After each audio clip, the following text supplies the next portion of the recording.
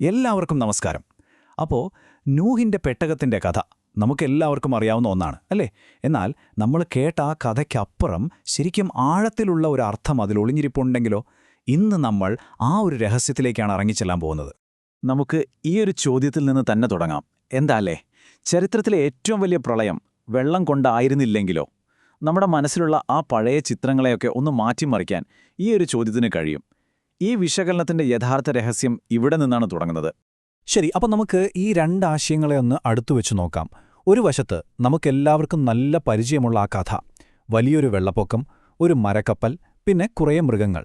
പക്ഷേ മറുവശത്തു നോക്കൂ, തികച്ചും വ്യത്യസ്തമായൊരു കാഴ്ചപ്പാടാണ്. ലോകം മുഴുവൻ മുങ്ങിപ്പോകുന്നൊരു വെള്ളപ്പൊക്കം നടന്നതിന് ശാസ്ത്രീയമായിട്ട് അങ്ങനെ വലിയ തെളിവുകളൊന്നുമില്ല. അപ്പോൾ പിന്നെ ഈ പ്രതീകാത്മകമായ കഥയ്ക്ക് കൂടുതൽ പ്രസക്തിയുണ്ടെന്ന് തോന്നുന്നില്ലേ? അപ്പോ നമ്മളിവിടെ സംസാരിക്കുന്ന ആ പ്രളയമുണ്ടല്ലോ, അത് വെള്ളമല്ല, മറിച്ച് മനുഷ്യരാശിയെ ഒന്നടങ്കം ബാധിച്ച ഒരുതരം ആത്മീയവും ബൗദ്ധികവുമായ പ്രതിസന്ധിയാണ്. ഈയൊരു പ്രതീകാത്മക വ്യാഖ്യാനത്തിന് വളരെ പുരാതനമായ വേരുകളുണ്ട് കേട്ടോ. ഹെർമെറ്റിക് ഗ്രന്ഥങ്ങളിലെ ഈയൊരു ഉദ്ധരണി നോക്കൂ, ഇത് വളരെ ശക്തമാണ്. ഇവിടെ പ്രളയം എന്നു പറയുന്നത് അറിവില്ലായ്മയാണ്. അത് നമ്മുടെ ആത്മാവിനെ തന്നെ മുക്കിക്കളയുന്നു എന്നാണ് പറയുന്നത്. ഈ പ്രതീകാത്മക കഥയിൽ തീർച്ചയായും ഒരു വില്ലനുണ്ട്. ലോകത്തിലേക്ക് ഈ അന്ധകാരത്തിന്റെ പ്രളയം അഴിച്ചുവിട്ട ഒരു ശക്തി.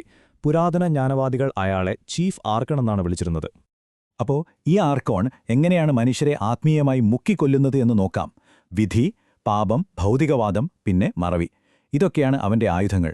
ഇവയെല്ലാം നമ്മളെ യഥാർത്ഥ ജ്ഞാനത്തിൽ നിന്ന് അകറ്റി നിർത്താൻ വേണ്ടിയുള്ളതാണ്. ശരി, പ്രശ്നത്തെക്കുറിച്ച് നമ്മൾ ഇത്രയും നേരം സംസാരിച്ചു. ഇനി നമുക്ക് പരിഹാരത്തിലേക്ക് വരാം അല്ലേ?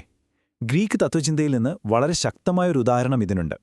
പ്ലേറ്റോയുടെ ഈ ഉപമ ശരിക്കും നേതൃത്വത്തെയും ജ്ഞാനത്തെയും കുറിച്ചുള്ള ഒരു കഥയാണ്. ലോകത്തിന്റെ ഇപ്പോഴത്തെ അവസ്ഥ മനസ്സിലാക്കാൻ ഇത് നമ്മളെ ഒരുപാട് സഹായിക്കും.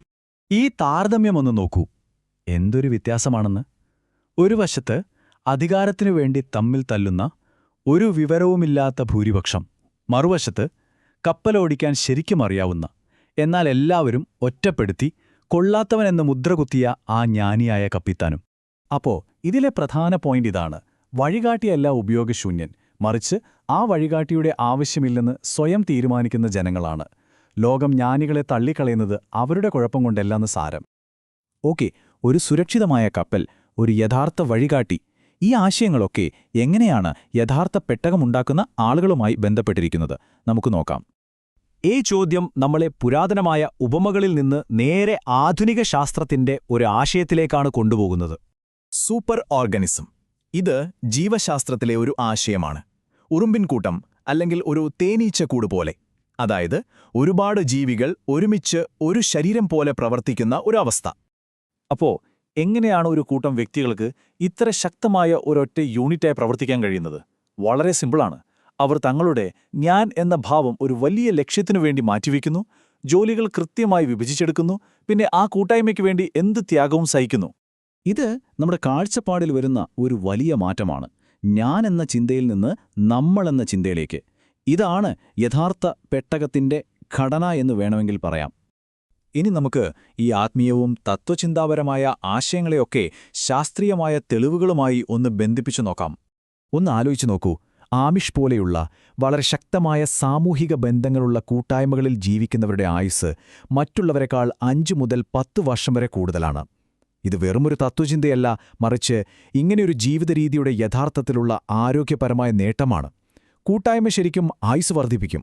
പ്രശസ്തമായ റോസറ്റോ പഠനം ഇതേ കാര്യമാണ് പറയുന്നത്. ഈ ടേബിൾ ഒന്ന് ശ്രദ്ധിക്കൂ. ആളുകൾ ഒരു സമൂഹമായി ഒരുമിച്ച് ജീവിച്ചപ്പോൾ അവർക്കിടയിൽ ഹൃദ്രോഗം വളരെ കുറവായിരുന്നു. എന്നാൽ എപ്പോഴാണോ ആ സാമൂഹിക ബന്ധങ്ങൾ ഇല്ലാതായത്, അപ്പോൾ തന്നെ രോഗങ്ങൾ സാധാരണ നിലയിലേക്ക് തിരികെ വന്നു. ശക്തമായ സമൂഹങ്ങളിൽ ജീവിക്കുന്നതിന്റെ ഗുണങ്ങൾ ശാസ്ത്രീയമായി തെളിയിക്കപ്പെട്ടതാണ്. സ്ട്രെസ് കുറയും, ശരീരത്തിലെ നീർക്കെട്ട് കുറയും, പ്രതിരോധശേഷി കൂടും, ഓർമ്മശക്തി മെച്ചപ്പെടും, എന്തിന് ആത്മഹത്യാ നിരക്ക് പോലും വളരെ കുറവായിരിക്കും. ഈ ചാർട്ട് നോക്കൂ.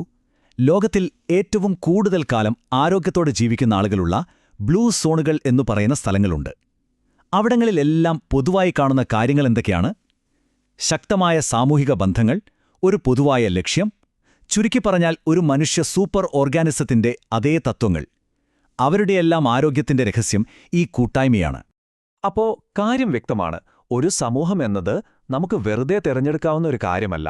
അത് മനുഷ്യന്റെ നിലനിൽപ്പിനും സന്തോഷത്തിനും അത്യാവശ്യമായ ഒരു ജൈവിക ഘടകം തന്നെയാണ്. രസകരമായ കാര്യം എന്താണെന്ന് വെച്ചാൽ ശാസ്ത്രമെന്ന് കണ്ടെത്തുന്ന ഈ കാര്യങ്ങൾ പുരാതന ജ്ഞാനം പണ്ടേ നമ്മളോട് പറഞ്ഞിട്ടുള്ളതാണ്. ഒരൊറ്റ ശരീരമായിരിക്കുക എന്ന ആഹ്വാനം പല മതഗ്രന്ഥങ്ങളിലും നമുക്ക് കാണാൻ കഴിയും. പ്രവാചകൻ മുഹമ്മദ് നബിയുടെ ഈ വാക്കുകൾ കേൾക്കൂ.